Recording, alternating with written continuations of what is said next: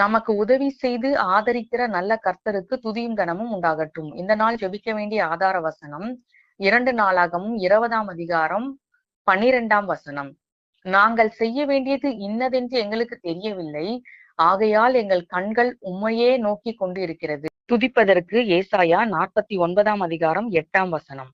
அனுக்கிரக காலத்திலே நான் உமக்கு செவி கொடுத்து இரட்சணை நாளிலே உமக்கு உதவி செய்தேன். மனுஷங்க முன்னாடி நம்முடைய கஷ்டத்தை நம்ம பகிர்ந்து கொள்ளும் பொழுது சிலர் நம்மள அற்பமா நினைப்பாங்க, நம்முடைய பிரச்சனையை கூட பெருசாக்கிடுவாங்க. அதனால மனுஷங்களை விட கர்த்தருடைய பாதத்துல நம்முடைய பாரத்தெல்லாம் இறக்கி வச்சு அவருடைய பாதத்துல நாம கண்ணீர் வடிச்சோம்னா நிச்சயமாகவே மனதுருக்கத்தின் தேவன் நமக்கு இறங்கி நமக்கு நன்மை செய்வார். அதனால சோர்ந்து போகாம இந்த நாள்ல இந்த ஜெபத்தை செய்யலாம். கர்த்தாவே, எங்களுடைய நெருக்கத்துல நாங்க என்ன செய்யணும்னு எங்களுக்கு புரியல. எங்களுக்கு தேவையான ஞானத்தையும் புத்தியும் நீங்க தாங்க.